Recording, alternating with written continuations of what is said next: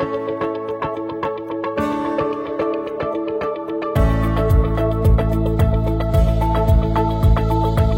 écoutez Votre Santé, une balado-diffusion du Centre intégré universitaire de santé et de services sociaux du Centre-Ouest de l'île de Montréal. Bonjour et bienvenue à Votre Santé. Je m'appelle Carl Thériault. Quand vous avez besoin de soins de santé, vous avez généralement affaire à des médecins, des infirmières et des préposés aux bénéficiaires. Mais dans divers établissements du CIUS du Centre-Ouest de l'île de Montréal, les patients et les résidents peuvent bénéficier de la présence de musicothérapeutes. Pour nous expliquer en quoi consiste la musicothérapie, j'accueille Henri Oppenheim. Monsieur Oppenheim est musicothérapeute à l'hôpital général juif du CIUS du Centre-Ouest de l'île de Montréal. Bonjour Henri. Bonjour Carl. Expliquez-nous tout d'abord, qu'est-ce que la musicothérapie? La musicothérapie, c'est une discipline dans laquelle les individus utilisent la musique à l'intérieur du lien thérapeutique afin de soutenir le développement, la santé et le bien-être. En mots un peu compliqués. En fait, il s'agit de répondre aux besoins des patients sur les plans cognitifs, musical, physique, social, spirituel, etc. D'accord. On utilise pour ça différentes composantes de la musique, donc le rythme, la mélodie, l'harmonie, et aussi différents instruments. Dans notre cas, ici à l'hôpital, on utilise essentiellement la guitare et la voix. Alors Henri, quels sont les effets bénéfiques sur le patient d'être exposé à de la musique comme ça pendant qu'ils sont à l'hôpital? Alors les effets bénéfiques ont été assez bien documentés par des études depuis une cinquantaine d'années. Bon, dans notre cas, en milieu hospitalier, la situation est un peu particulière parce que la clientèle est extrêmement mouvante. Nous ne sommes pas dans des groupes fixes, par exemple, avec des défis au niveau mental, même si on intervient aussi dans ce département-là, mais notre activité globale est très très variée. On essaye d'apporter aux patients une expérience esthétique de qualité dans un environnement qui est essentiellement tourné vers l'efficacité des soins, puisque évidemment l'excellence des soins vient avec une recherche d'efficacité maximale. Dans notre cas, on apporte donc une expérience esthétique, on apporte aussi une écoute, un échange, un lien thérapeutique qui se passe à travers l'instrument, à travers les discussions. On explore les émotions, on explore les souvenirs, les connexions, des connexions qui se font. Alors dans les cas d'Alzheimer, on sait bien qu'on peut réactiver certaines connexions. On a des gens qui sont parfaitement lucides, on a des gens jeunes, donc c'est vraiment une improvisation constante, donc qui nous demande d'être en permanence sur le qui-vive et de trouver la zone, disons l'espace émotionnel optimal pour notre intervention. Et ça vient en complément aux soins qu'on donne ici aux gens. C'est un aspect qui est quand même important, tout l'aspect émotif quand on se sent vulnérable, quand on ne va pas bien. C'est important d'avoir des outils comme ça dans un hôpital. Mais ce qu'on constate, bien sûr, c'est que les patients deviennent ici à l'hôpital des objets. Ils sont plus vraiment sujets actifs. Ils ont tendance, ils se plient aux prises de sang. Bon, il y en a certains qui se plient moins que d'autres, mais il y a une certaine démission de la de la volonté. On accepte les choses et c'est nécessaire, bien sûr.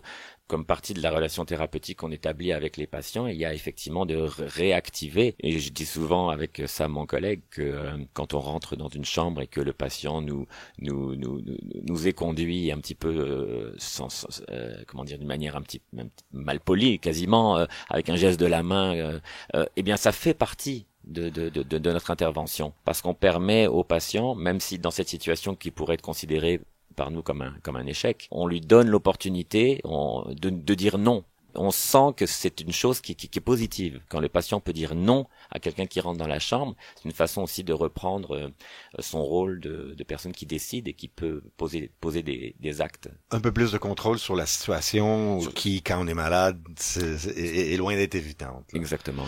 Henri, une journée typique dans la vie d'un musicothérapeute, ça a l'air de quoi? Parce que je soupçonne que les gens doivent avoir un petit peu de difficulté à visualiser, à imaginer ce que vous faites du moment où vous rentrez le matin jusqu'à votre départ le soir. En fait, nous-mêmes, je dirais qu'on a parfois du mal à imaginer, parce que comme je l'ai dit tout à l'heure, on est constamment dans l'improvisation. surtout en milieu hospitalier. On a des références, parfois des appels plus ou moins urgents, où donc on décide de changer notre plan de match. Mais disons que typiquement, on arrive, on fait le point sur la dernière journée de travail, on va dans le système informatique pour voir la liste des patients, puis établir une route la plus optimale possible, parce qu'on s'entend que si on va voir quelqu'un dans un département puis quelqu'un d'autre dans l'autre, avec les distances à l'hôpital juif, qui est un petit labyrinthe, disons, après quelques années, on s'y retrouve.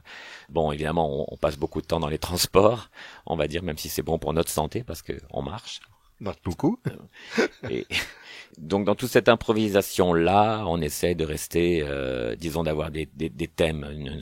Un jour, nous allons aller en oncologie.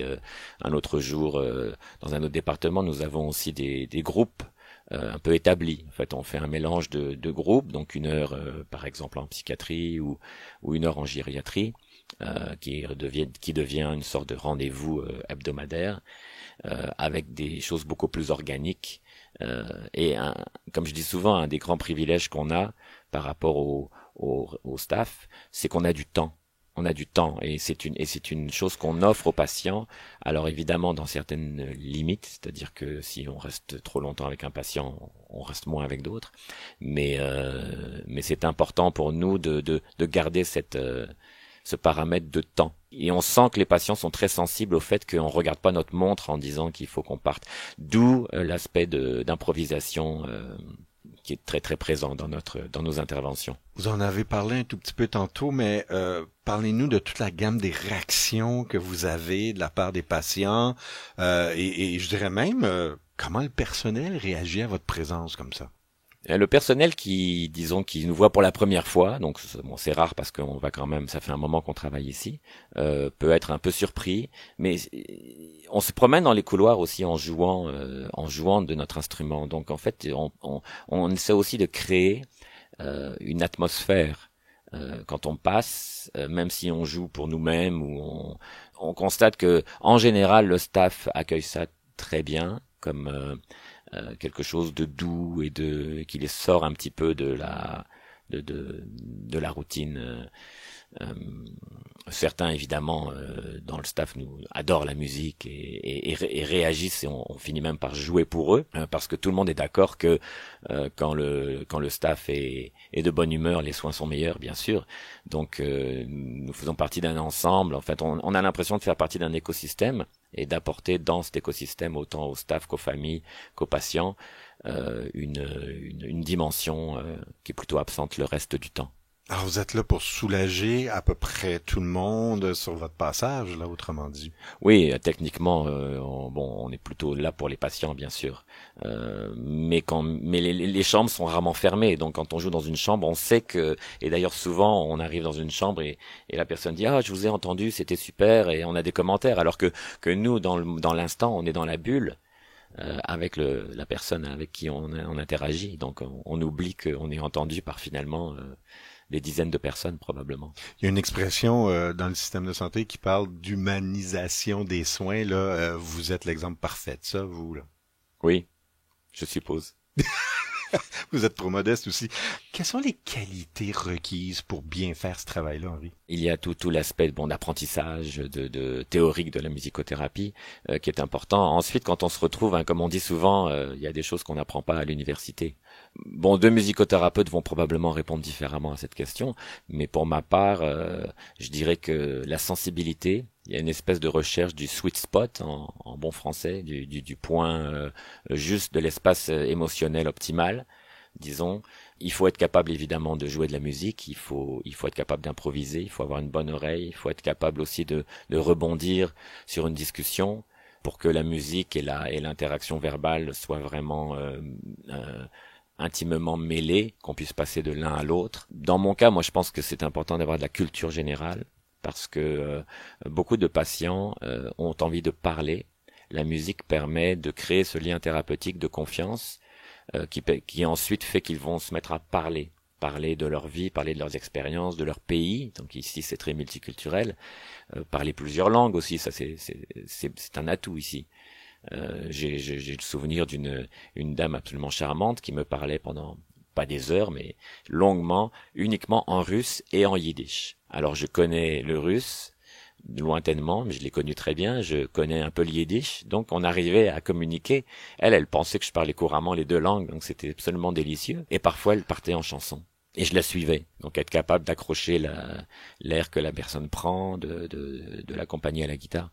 Je dirais beaucoup d'improvisation, beaucoup de culture générale, beaucoup d'ouverture à l'autre, de curiosité, de l'empathie, ce que finalement probablement tout le monde ici à l'hôpital a. C'est fascinant. C'est vraiment une langue universelle, la musique. C'est là qu'on s'en rend compte vraiment dans des situations comme ça. Merci beaucoup, Henri, d'avoir participé à l'émission aujourd'hui. On se laisse sur quelques notes musicales. Aimeriez-vous entendre Henri nous faire quelques notes là, comme on termine l'émission? On écoute ça à l'instant.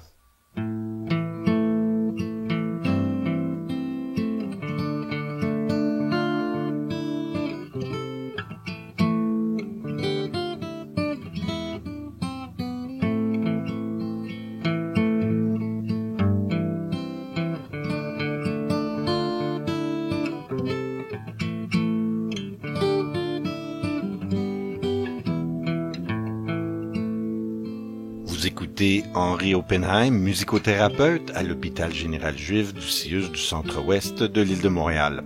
Notre CIUS offre aussi de la musicothérapie à l'hôpital Mont-Sinaï, dans nos 6 CHSLD et dans le programme réadaptation dans les écoles spécialisées du centre de réadaptation Lethbridge-Layton-Mackay.